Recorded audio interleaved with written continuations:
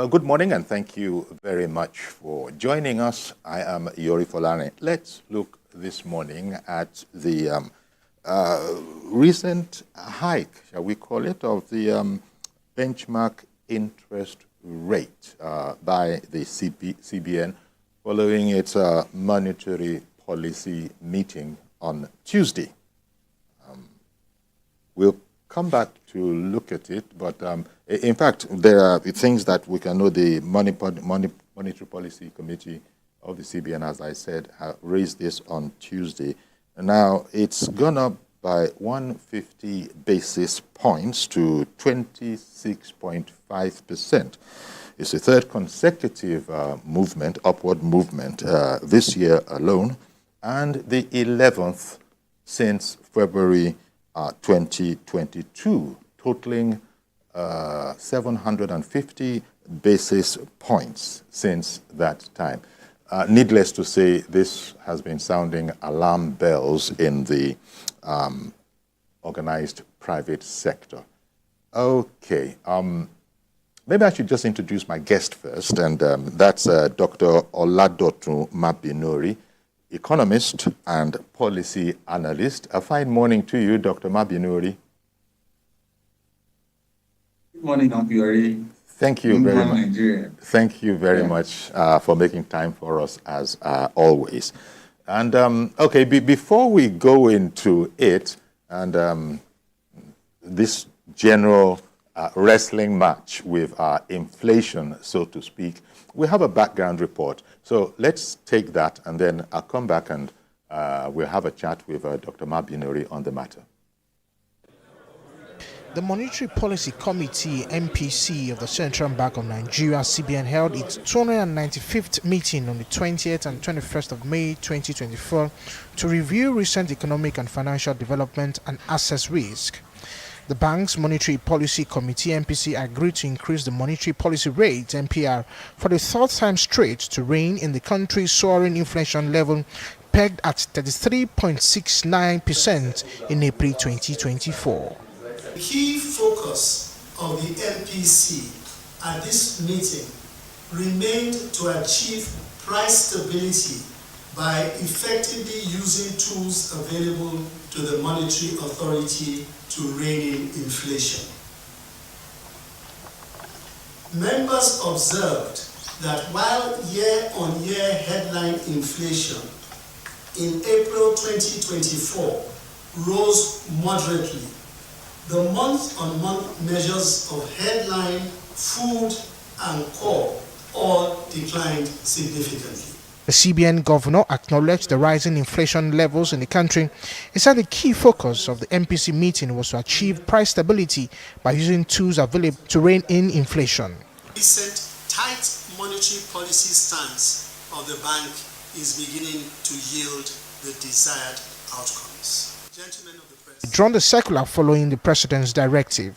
as bankers to government, as the federal government amended its position, we have withdrawn the circular that we issued to the various banks. There was a need for us to take a breather and see how we could work with the different players there to strengthen regulations, not by any means to throw them out of business. And let me emphasize that as at this point in time, we have not revoked the licenses of any of the fintech organizations, many of those players, we have not.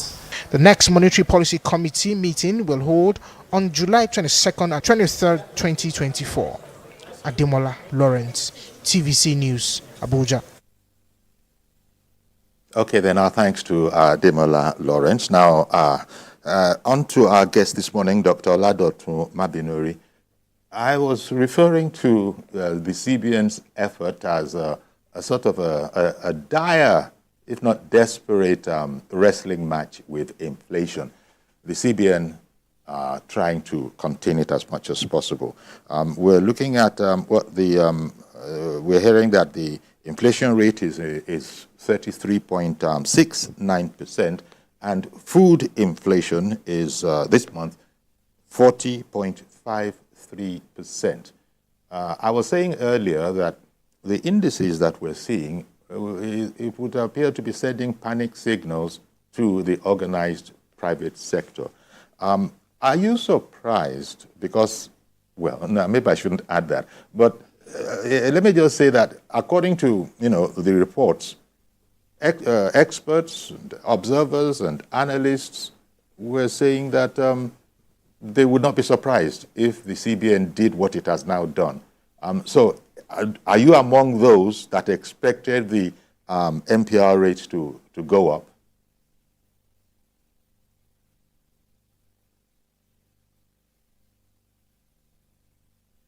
Nigerians. Let me say I am among those that are expecting the MPR to increase. In fact, I was expecting it to be increased by 200 basis points. Okay. It is to be increased, to be increased by 200 basis points to 26.75%, not even 150 basis points that we had day before yesterday. I hope you can hear me, sir. Yes, we can hear you. Thank you very much. Okay. Then why do we expect that to occur? Let me paint a scenario to you on Kuyori. Sure. The scenario is let's assume you are a police officer in a sane economy, where rules and regulations are fully observed. And the police officer arrested a driver who is drunk, as in fully drunk, and then driving at high speed. And the police officer stops the policeman. So what would you do? I mean, a police officer stops the driver. As a police officer, what would you do? Would you allow the driver to continue driving, or you will park the driver, give him some doses, let him come back to his senses before he starts, or let him get his stability before he starts driving? I think what a rational human being would do, or a rational police officer would do, is to stop the vehicle to ensure that the driver gets his clarity, gets his vision, gets his stability before he starts to continue driving. So that's exactly what happened over the last 9 years. Nigeria, the driver of our monetary policy, the driver of the economy, so let me see, can be likened to that of that drunk driver. Then this new CBN governor that we have, or the CBN dispensation, can be likened to the police officer. So the CBN is actually at the crossroad of either allowing the vehicle to continue driving and then end to Bermuda Triangle, or the vehicle, ensure that the driver gets stability before he starts to continue driving. So that's exactly what has happened. The economy has actually gone on the wrong direction for 8 to 9 years. So what do? Do we continue on that same trajectory, or do we stop the vehicle and ensure stability? Now, CBN is actually caught between two endpoints, which is called the stability and growth. So there are two things. You can't change the two of them at the same time.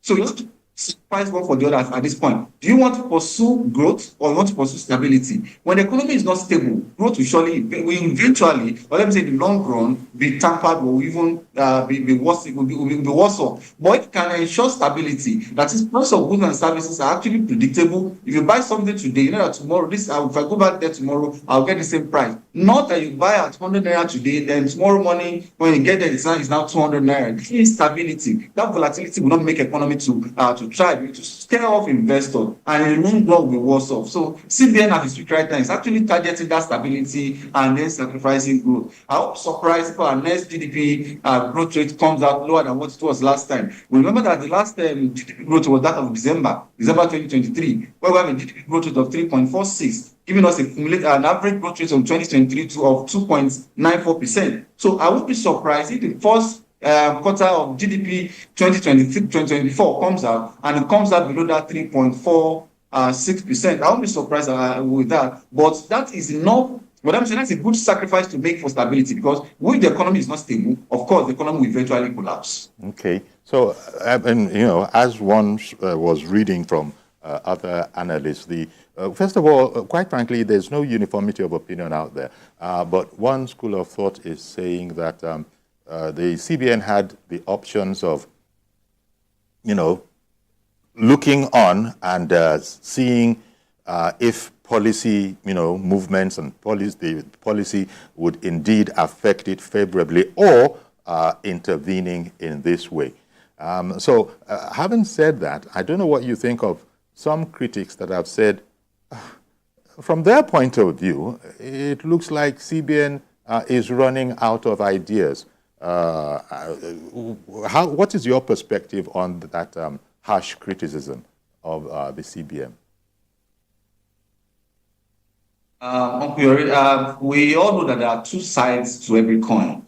In managing the economy, they will have the monetary side or the monetary sector, and then which is headed by CBN, and the fiscal sector, which is headed by the Ministry of Finance. So CBN is using what it has, that is the tools at its disposal, which are called monetary tools, the minimum discount rate, the monetary policy rates, liquidity ratio, cash reserve ratio, open market operation, and host of other tools at its disposal to regulate the economy by stimulating the amount of money in circulation. So CBN using what it has, what it has at disposal to regulate the economy is out of place. So what we should complain about is the fiscal aspects, which should at the same time do exactly the same thing as CBN is doing, so that they can be, or let me say, to complement what CBN is doing in order to have the economy to reduce the impact of what CBN is doing, so to speak. So I would say, I've seen some people are saying that CBN is running out of ideas. So I look at it, I'm at the war front, and the only thing I have with me is a gun.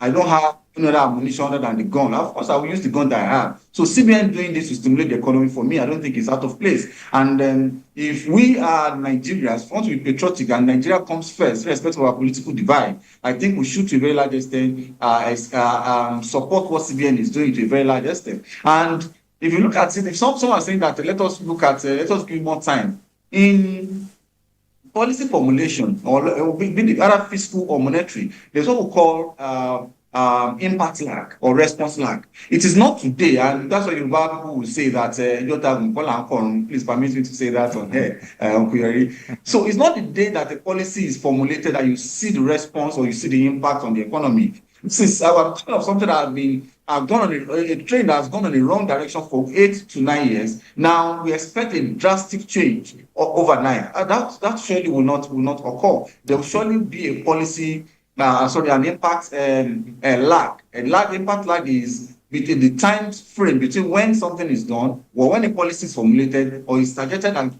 towards a particular variable, and when we begin to see the impact on that particular variable. So we are talking about monetary policy here, which the response might be immediate in terms of banks responding, because CBN has direct control over the banks. They might respond immediately. We can, to a very large extent, start seeing the impact. For instance, if you look at the money supply in the economy, and in January 2024, the money supply was around 3.77 trillion naira. And when the fiscal policy came in February, we start seeing the impact of that on money supply. And we look at the money supply now coming down, as the March figure given is now 92.33 trillion naira. So that will tell me that to a very large extent, we are seeing the impact, just that it is slow. It can't come overnight as many people are expecting it. And when we look at it, the impact of money supply for it, when there's too much money in the economy, idle fund in the economy, we also know that it will surely fuel inflation. And if you look at the growth in inflation, although it hasn't peaked, but to a very large extent, the growth is not as much as it was between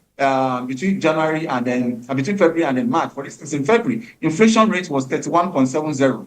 And by March 2024, it rose to 33.33%, and that's about 1.5% increase, not the growth rate here, increase. Look at the absolute increase here, 1.5%. But between March and April, the last one that was released, inflation rate is now at 3.69%, which gives us a marginal increase of 0.0% increase. That is a change here, increase. So if you look at it, inflation is beginning to slow down. Maybe in a couple of months to come, you will realize that you will see that this inflation will start coming downward. And as economists, really, I am not too, how should I put it now? The current increase in price, we all know that we are all feeling the impact.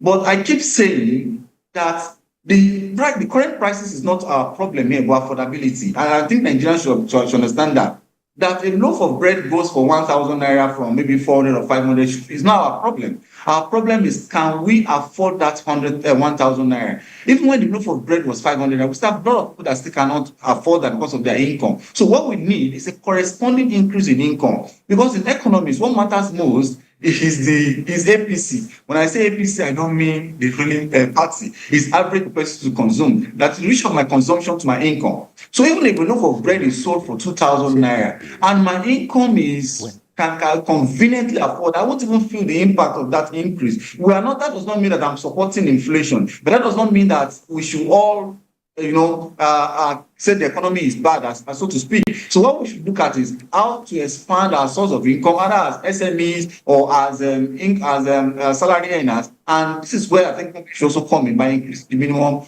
wage, so that people can afford the current prices. Because whether we like it or not, the prices will never go back to what it was before now. Because in economy, there's what we call APT, and that is the asymmetric price transmission. When there is a distortion in some of the variables that determine the price of an item, immediately we will see if the distortion is positive, that is, will make the price go up. You will see that suppliers or sellers will adjust their price almost immediately, even if it was old stock.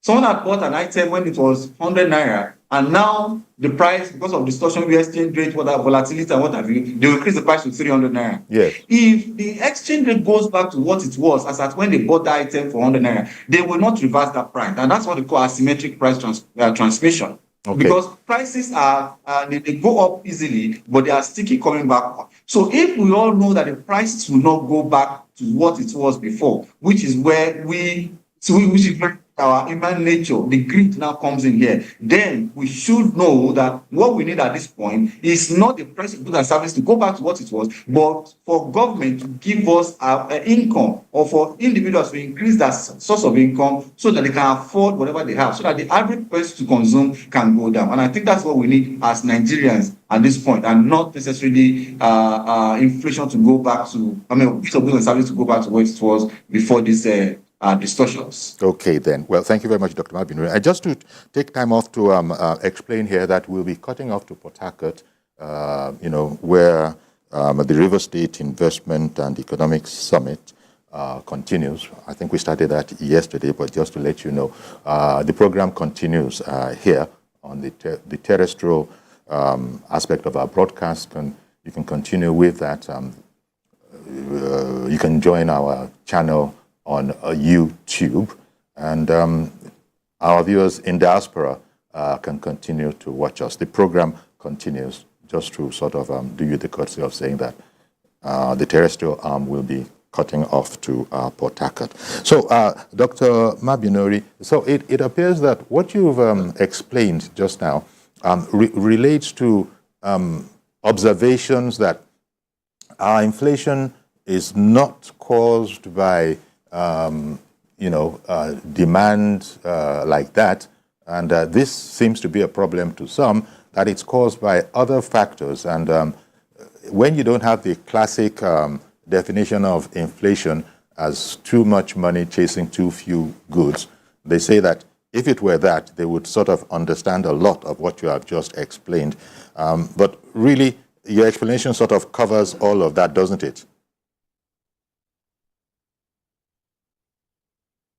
In economics, there are different causes of inflation, or different types of inflation that we have.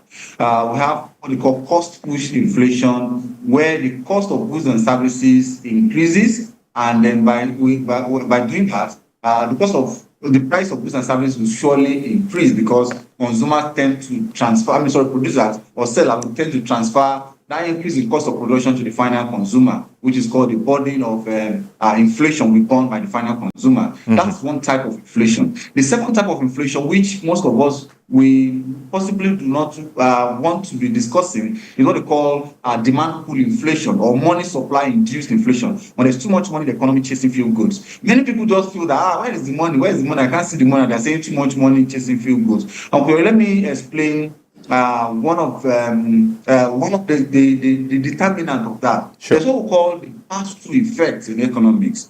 That is when when you import your goods and services, for instance, so when you import your raw material or even the item you are reselling, when there is a distortion in your chain, in your foreign exchange. For instance, you used to bring in one container in at the rate of maybe $1 million.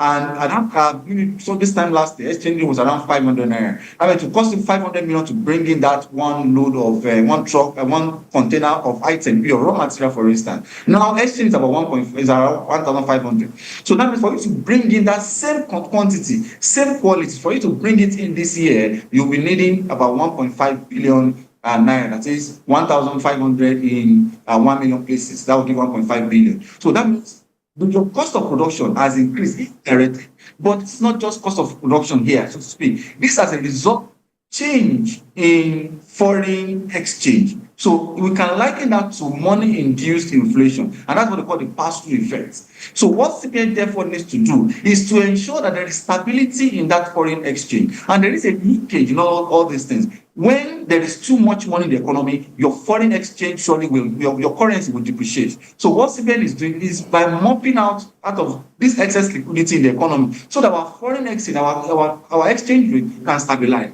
And when the exchange rate stabilizes, those firms that are bringing in goods, that are importing, and therefore raw materials or finished or semi-finished goods or finished goods itself, can have some element of stability in their pricing, and they will not be transferring this volatility or this instability in exchange rate in the foreign to the final consumer. So those are the stabilities that many of us not want to be discussing. We just say, oh, it's not food inflation. I mean, it's not money supply inflation that we're having here. It is cost push inflation. Unless we don't want to go to the root of the matter. Pass-through effect is actually a very strong, and if we check the Nigerian economy, which is a import-dependent economy, we have tried so much more often than not to, a lot of time to have what they call import substitution. That is, those items that we are bringing in, can we produce them here in Nigeria? We have realized that it has not fully worked over time. So what do? We now start, because we don't change to import substitution over time. One thing is to produce what we consume, another thing is to consume what we produce.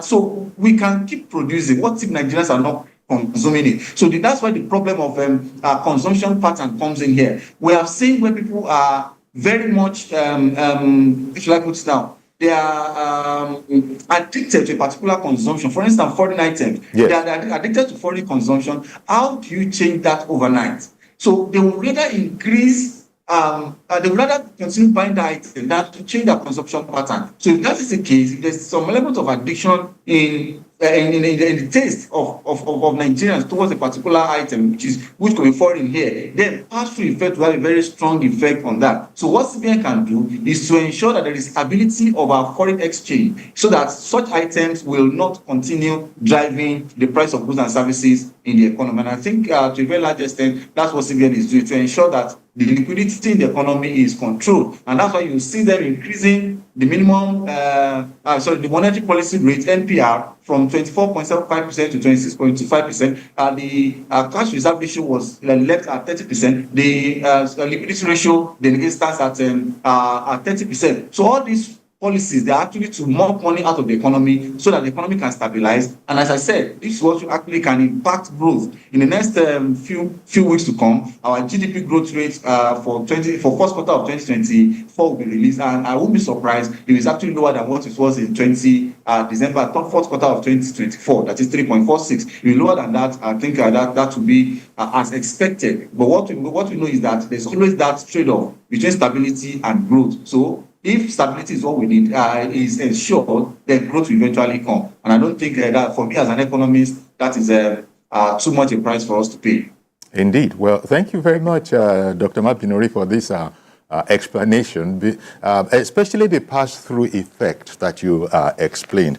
In as long as our tastes are what they are, in fact, sometimes you wonder that when the experts have spoken and things are going as high as they are, prices are going as high as they are, yet you see, centers of expenditure, be it restaurants, be it whatever, where prices have more than doubled, yet there is no shortage of customers. And you begin to wonder, what exactly is going on? So it goes back to what you said, that our habits, because if, for instance, it was a situation, to continue with the simplistic example of restaurants and eateries where prices have easily doubled, if the people had simply refused it and said, no, at this stage, no more, I can't afford to be here anymore. Not because I don't have the money in my pocket, but because it just doesn't make sense to continue. Then perhaps things would be different. So this is where our human nature probably mixes up, and these are part of the things that the CBN uses the tools that you were talking about as its disposal to see what it can do about it, right? Yes, sir. Permit me to quickly comment in that regard. Sorry, I'll keep saying economics because I'm an economist. That's my own profession. Just like when lawyer quotes constitution. So this is me quoting my own constitution here. There is a theory actually. It's actually relevant. So please, I don't want to sound academic here, but I think I need to explain that. Called relative income hypothesis, put forward by J.P. Dewsbury in 1956. Okay. Now, this guy says that relative income hypothesis affects especially developing countries. It's meant to build an habit towards a particular item. Your income in that instance is no more the dependent, it's not more the determinant of what you consume. And that's why you see cases of these drug addicts, irrespective of what they have, they surely will buy that item. Habitual consumption has taken place. And that's what most Nigerians are dealing with right now. Relative income hypothesis, which says that your consumption is not a function of your income. Number one, it's a function of people living around you or your past peak income. So you see some people, they will lose their jobs, yet they will not tell their wives or their husbands at home that they have lost their job. They won't tell their children that they have lost their job. They will still maintain the current level of income and level of lifestyle, that is consumption that they have been having, until it becomes not sustainable. And that goes back to what I said the other time, that what really matters as far as economy is concerned, consumption is concerned, is your APC, average propensity to consume. Even when my consumption increases, the price of goods and services increases, and there is a corresponding increase in my income, or my other income or source of income to buy those items, I will not feel the impact as much as possible. How many of us, when they increase the price of goods, of petrol, for example, from around 2 something to 600, first park our vehicles at home, we might just have that immediate shock. No, I don't want to. Let me start joining buses and what have you. You will realize that we can start substituting some items for that item, for that particular item whose price has increased, and we won't move on. We'll have some adjustments in our consumption, so to speak, which is called the substitution effect. There's no doubt about that. But that does not mean that we should then will now reduce our style of living because of increase in price of goods and services. So I will continue advocating for increase in income so as to meet up or to match up with this increase in price of goods and services. But if we are waiting for the price of goods and services to go back to what it was before, it surely will not go there. Because of two things. One is what I explained the other time, the asymmetric price transmission, and the second one is what they call greedflation. There's what we call greedflation, which is one of the reasons why monetary policies are not even very effective as we speak right now. Greed plus inflation, when they come together, they call what. Can I come back? I beg your pardon, Dr. Mabinori. Can I come back to you to hear more about deflation? Was it deflation that you said? There's inflation on one side, and there's also deflation. I made that request because Mazi Okoroafo has been waiting on the line to join. So good morning to you, Mazi Okoroafo, and thank you for holding on. Yeah, good morning, sir.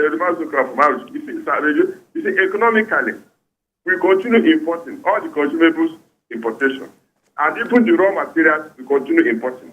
In as much as we continue importing and we don't export our own products, there's no way we can have that balance of trade.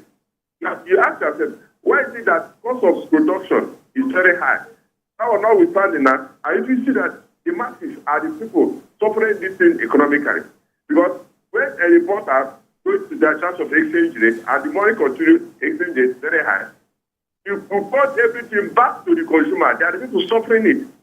That is to say, if 80% of our raw materials will be harnessed locally, 80% that is locally raw materials, it will help our economy. And at the end of the day, we export at least 30 to 40% to other countries. I bet you will balance. But as far as everything in terms of protection, 90%, not 60% protection, and we don't it will not balance.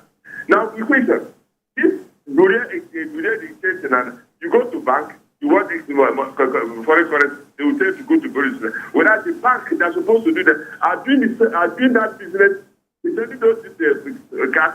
So if we're the exchange now, what is happening is the manufacturer is suffering, cost of production suffering, energy suffering. Now, how to rebalance?